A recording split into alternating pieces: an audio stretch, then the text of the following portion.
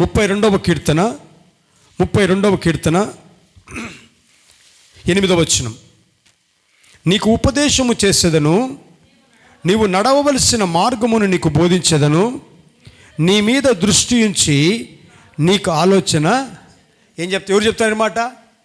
దేవుడు అంటున్నాడు, అరే నువ్వు భయపడొద్దు, నేను ఉపదేశం ఇస్తా. అలాగనే నీకేం చేస్తా, నువ్వు ఎలా నడవాలో, నువ్వు ఎక్కడ పని చేయాలో, నువ్వేమి చేయాలో, నువ్వు ఏమి చేస్తే దీవించబడతావు, నేను నీకు బోధిస్తా. ఈ కీర్తన ఎవరు రాశారంటే దావీదు రాశాడు. దావీదు తన జీవితంలో ఈ ఆశీర్వాదాన్ని పొందుకున్న తర్వాత, దావీదు తన జీవితంలో దేవుని ఉపదేశం పొందుకున్న తర్వాత, దేవుడు తనను నడవలసిన మార్గం తను బోధించిన తర్వాత, దేవుడు తన యందు దృష్టి ఉంచి అపాయకరమైన శత్రువుల నుంచి తప్పించి ఆలోచన చేత నడిపించిన తర్వాత దావీదు రాస్తున్న అనుభవం ఇది.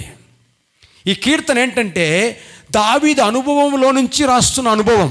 ఏంటి అనుభవం అంటే, మొదటి మాటలో అంటాడు చూడండి, మొదటి 2 వచనాల్లో క్షమాపణ పొందిన వారికి ఆనందం అన్నాడు. దేవుని చేత క్షమాపణ పొందిన వారికి ఆనందం అన్నాడు. అది 1-2 వచనాల్లో ఉంటాయి. ఏమని ఉంటాయి ఇక్కడ? తన అతిక్రమములకు పరిహారము నొందినవాడు, తన పాపములకు ప్రాయశ్చిత్తము నొందినవాడు ధన్యుడు, యెహోవా చేత నిర్దోషి ఎంచబడినవాడు, ఆత్మలో కపటము లేనివాడు. దావీదు మొదటి 2 వచనాల్లో అనుభవం చెప్తున్నాడు. ఇదిగో దేవుని దగ్గర ఏ మనిషి అయితే క్షమాపణ పొందుకుంటాడో, దేవుని దగ్గర నుంచి ఏ మనిషి అయితే తన పాపానికి కమ్మాల్సిన శిక్ష నుంచి విడిపించబడి క్షమాపణ పొందుకుంటాడో ఆ మనిషి ధన్యుడు. 2వది అంటున్నాడు, ఆత్మలో కపటము లేనివాడు, దేవుని చేత నిర్దోషి అని పిలువబడినవాడు ధన్యుడు. ఇక్కడ సమస్య ఏంటంటే ఈ 2 అప్పట్లో దావీదులో లేవు. ఆ కష్టం ఏంటో చూసిన తర్వాత దేవుని సన్నిధికి వెళ్ళి ప్రాయశ్చిత్తపడయ్యా నేను పాపిని, అయ్యా నేను దోషిని, అయ్యా నేను నాయన భరించలేనంత పాపాలు చేసి నాయన ఈ శిక్ష భరించలేకపోతున్నానని ఎప్పుడైతే దేవుని దగ్గర ప్రార్థించి క్షమాపణ పొందుకున్నాడో అప్పుడు తనకొచ్చిన ఆనందాన్ని, ఆశీర్వాదాన్ని రాస్తా ఉన్నాడు. ఏమనంటే అతిక్రమములు పరిహారము నొందినవాడు, తన పాపములకు ప్రాయశ్చిత్తము నొందినవాడు ధన్యుడు. ఈరోజు నా జీవితాల్లో కూడా నీ కష్టార్జితము, నీ ఆరోగ్యము, నీ ఇబ్బందులు, నీ వ్యాపారము, నీ ఉద్యోగంలో ఆనందము, సుఖము లేదా? అయితే ఒకటే, ఆ ధన్యత రావాలంటే ఎక్కడో ప్రమాదకరమైన స్థితి ఉంది. అతిక్రమములను నీ పాపములను దేవుని దగ్గర ప్రాయశ్చిత్తంగా ఒప్పుకోవాలంట. హల్లెలూయా. అప్పుడే ధన్యత, అప్పుడే ఆశీర్వాదం. ఈ మనిషి అనుకున్నాడు నాకేంలు అన్నీ వస్తాయని, కానీ రాలే. కానీ ఎప్పుడు తెలుసుకున్నాడంటే తన పాపాలు దేవుని దగ్గర ఒప్పుకున్నాక, తన అతిక్రమములన్నీ దేవుని దగ్గర ఒప్పుకున్నాక దేవుని యొక్క ఆశీర్వాదాలు కళ్ళారా చూశాడంట. హల్లెలూయా. 2వది 3-4 వచనాలు ఏమని రాశాడంటే, పాపములు దాచుకున్నప్పుడు ఒప్పుకొనకపోవటం వలన కలిగిన వేదన గురించి రాస్తూ ఉన్నాడు. చూడండి, మొదట చెప్పాను మీకు, ఆయన పాపాలు ఒప్పుకొని ఆయన అతిక్రమములు దేవుని దగ్గర ఒప్పుకున్నప్పుడు ఏం దొరికింది? క్షమాపణ దొరికింది. హల్లెలూయా. కానీ పాపాలు ఒప్పుకొనకుండా పైకి భక్తి పరుల వలె స్తోత్రం హల్లెలూయా చర్చికి రావడము, చర్చి నుంచి వెళ్ళిపోవడం చేస్తూ ఉంటారు కొంతమంది. దావీదు కూడా అలానే ఉన్నాడు. ఇక్కడ ఏమవుతుంది? పాపాలు దాచుకున్నాడంట, కొన్ని రోజులు ఒప్పుకోలేదంట. ఏం జరిగిందంట? ఏమంటున్నాడు చూడండి ఇక్కడ, నేను మౌని అయి ఉండగా దినమంతయు నేను చేసిన ఆర్తధ్వనుల వలన నా ఎముకలు క్షీణించిన. కొంతమంది చర్చికి వస్తారు, కొంతమంది వాక్యం వింటారు, కొంతమంది ప్రార్థన చేస్తారు, కానీ వారిలో ఉండే బలహీనత ఏంటంటే మౌనముగా ఉంటారు. పాపాలు ఒప్పుకోరు, అతిక్రమాలు ఒప్పుకోరు, వాక్యానికి విరోధంగా పనిచేస్తున్న నాకు కాదులని సైలెంట్గా ఉంటారు. దావీదు కూడా అలాగ ఉన్నన్ని రోజులు, దావీదు జీవితంలో కూడా పాపాలు ఒప్పుకోకుండా చర్చికి వచ్చాడు, చర్చిలోనే ఉన్నాడు, కానీ పాపాలు ఒప్పుకోకపోవడం బట్టి ఏమైందంట? తన ఎముకలన్నీ. ఈరోజు నా జీవితాల్లో కూడా కుటుంబంలో ఎందుకు కష్టాలు, అప్పులు, వేదనలు, ఎంత సంపాదించినా నిలబడ్డము లేదు అంటే నువ్వు దేవుని దగ్గర నీ పాపాలు ఒప్పుకోవడంలే, నువ్వు దేవుని దగ్గర నీ అతిక్రమాలు ఒప్పుకోవడంలే. అయ్యా ఇప్పటి నుంచి నమ్మకంగా పనిచేస్తానయ్యా, ఇప్పటి నుంచి నీ సన్నిధిలో పాదాలు పట్టుకుంటానయ్యా, నీ వాక్యం చెప్పినట్టు వింటానయ్యా, నేను పాపినైనా అని నువ్వు అనగలిగితేనే నీకు దీవెన. ఇతను కూడా అనగకుండా ఏమైనాడంట? మౌనముగా ఉన్నాడంట.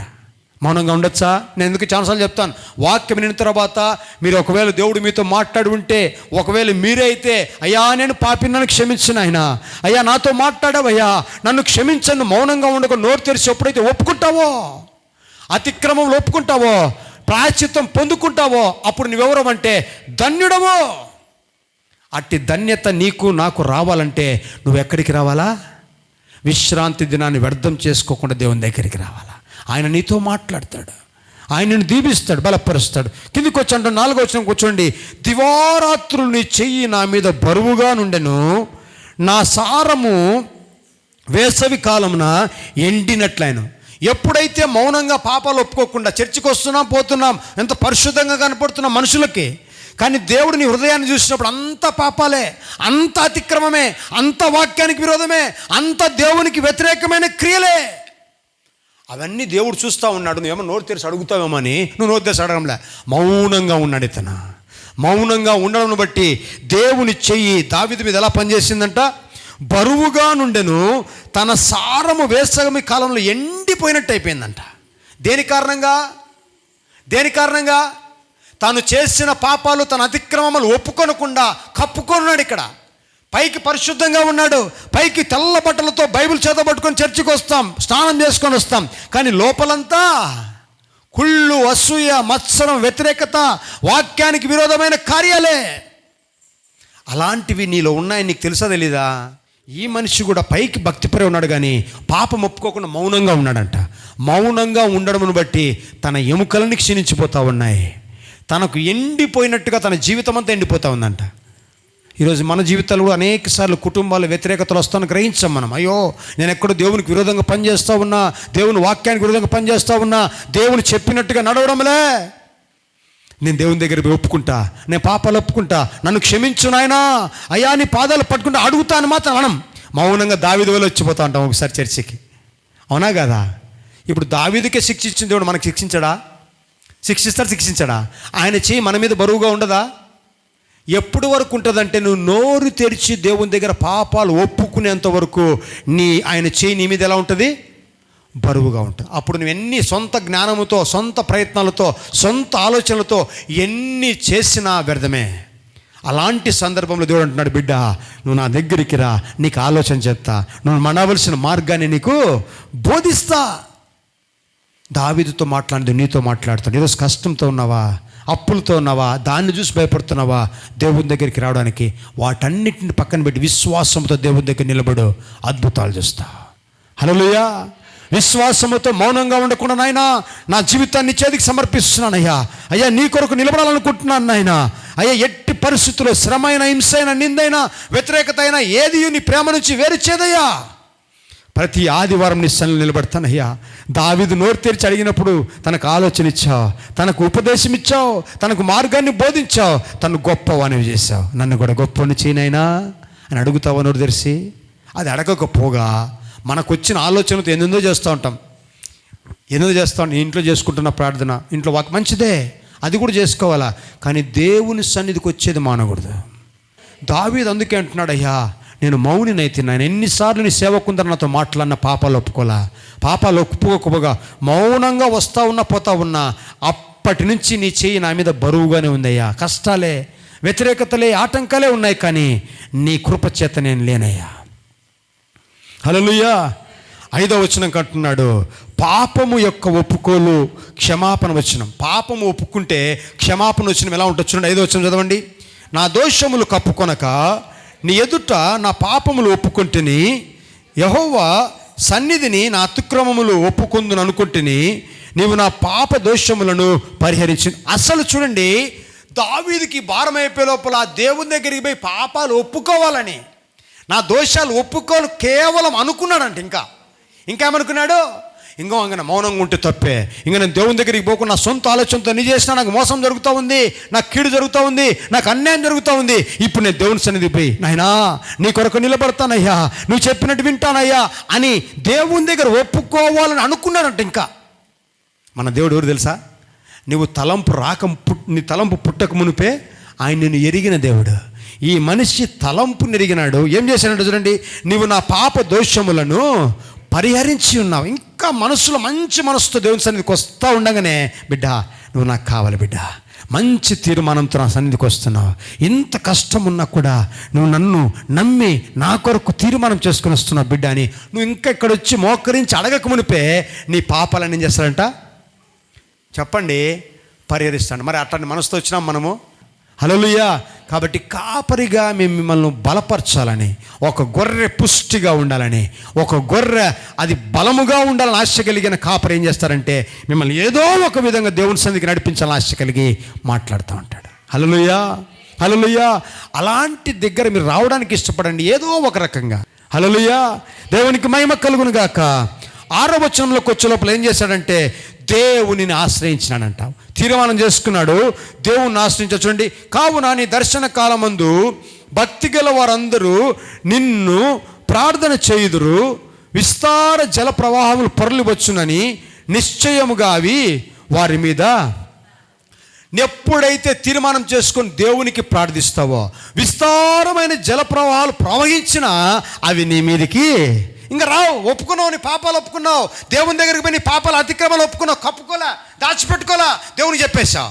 ఇప్పుడు ఎన్ని శ్రమలు, ఎన్ని వ్యతిరేకతలు, ఎన్ని కష్టాలు, ఎన్ని బలవంతులు నీ మీదకి వచ్చినా, ప్రవాహం వల్ల నీ మీదకి వచ్చినా అవి నీ మీదకి మాత్రము. ఈ మనిషి కూడా ఎప్పుడైతే పాపాలు ఒప్పుకొని, అయ్యా నీవే నా కాపరివి, నీవే నా ఆశ్రయదుర్గము, నీవే నా దాగు చోటు అని ఎప్పుడైతే ఒప్పుకున్నాడో ఎలాంటి పరిస్థితులు కూడా తను ఏమీ చేయలేకపోయాయంట. హల్లెలూయా, హల్లెలూయా. అంతేకాదు ఏమి చేయలేకపోగా ఏం చేశారంటే చూడండి, నా దాగు చోటు నీవే, శ్రమలలో నుండి నీవు నన్ను రక్షించదవు, విమోచన గానముతో నీవు నన్ను ఆవరించదవా. ఎప్పుడైతే ఈ మనిషి దేవుని రుచి చూశాడో, ఎప్పుడైతే తన పాపాలు దేవుని దగ్గర యథార్థంగా ఒప్పుకున్నాడో అప్పటి నుంచి తన జీవితంలో, తన కుటుంబంలో, తన బిడ్డల్లో, తన ఆరోగ్యంలో, తన ప్రయాసలో, ప్రయత్నాలంతా కూడా దేవుని ఆశీర్వాదాలు చూడడం ప్రారంభించాడు. అప్పుడు అంటున్నాడు, అయ్యా నా దాగు చోటు నీవేనాయనా, ఇన్ని రోజులు అక్కడ దాక్కున్నా, ఇక్కడ దాక్కున్నా, ఇన్ని రోజులు ఆ మనిషి దగ్గరికి పోయి ఈ మనిషి దగ్గరికి పోయినా అన్నీ వ్యర్థమయ్యా. ఎప్పుడైతే నీ దగ్గర వచ్చి మోకరించి నా పాపాలు ఒప్పుకున్నానో, నీ దగ్గర దాక్కుంటే ఎంత సంతోషం ఉందో నాకు అర్థమైపోయింది నాయన, నీ దగ్గర దాక్కుంటే ఎంత ఆనందమో నాకు అర్థమైపోయింది అయ్యా. మనిషిని నమ్ముకున్నానయ్యా, ఆ మనిషిని నమ్ముకున్నాను నాయన, మోసపోయానయ్యా. నీ వాక్యానికి ఎప్పుడైతే నేను మనసు ఇచ్చానో, నీ వాక్యాన్ని ఎప్పుడైతే ఆశ్రయించానో అయ్యా నాకెంతో దీవెన వచ్చిందయ్యా అని కిందికి వచ్చి అంటున్నాడు, నీకు ఉపదేశము చేసేదను, నీవు నడవవలసిన మార్గము నీకు బోధించదను, నీ మీద దృష్టి ఉంచి నీకు ఆలోచన చెప్పేదను. దావీదు తెలుసుకుంది ఒకటే, నేను ఆలోచించి అంతా వ్యర్థమైపోయినా ఎప్పుడైతే నా దేవుడు ఆలోచన చెప్పాడో ఎప్పుడు అబుద్ధే, ఎప్పుడు ఆనందమే. ఈరోజు నీ ఆలోచనతో ప్రయత్నం చేస్తున్నావా, నీ ఆలోచనతో నీ ఇష్టం వచ్చినట్టు నడుస్తున్నావా, అవి ఎప్పటికైనా మోసం చేస్తాయి. చూడండి ఆ మాట ఎంత బాగుంటుందో. సామెతలు 21:30. యెహోవాకు విరోధమైన జ్ఞానమైనను వివేచనైనను ఆలోచనైనను నిలువదు. అది యెహోవాకు విరోధం అంటే ఏంటి? దేవుని వాక్యానికి విరోధంగా నువ్వు ఆలోచించి ఏమి చేసినా, పని చేసినా, ప్రయత్నం చేసినా, ప్రయాణం చేసినా, చర్చి వదిలి తిరుగుతూ ఉన్నా నీ ఆలోచన బట్టి చేస్తున్నావు కాబట్టి అవన్నీ దేవునికి ఏమంట? విరోధమే. ఇప్పుడు చెప్పండి, నువ్వు దేవుని దగ్గర గడపాల్సిన సమయంలో నీకు ఆలోచన వచ్చినట్టు ఎన్ని పనులు చేసినా అది దేవుడు అనుమతిస్తాడా? చెప్పండి, మీకు కష్టార్జితం ఏమైనట్టు? వ్యర్థమైపోయినా. కానీ నీ సొంత ఆలోచనల చేత నువ్వు మోసపోతున్నావు. సామెతల గ్రంథము 12:5 నీ సొంత ఆలోచనలు నిన్ను మోసం చేస్తూ ఉన్నాయి, నీకు తెలియడం లేదు. అందుకే నా దగ్గరికి రా, నీకు ఆలోచన చెప్తా అంటున్నాడు. సామెతలు 12:5 ముగిస్తా ఉన్నాను. నీతిమంతుల తలంపులు న్యాయయుక్తములు, భక్తిహీనులు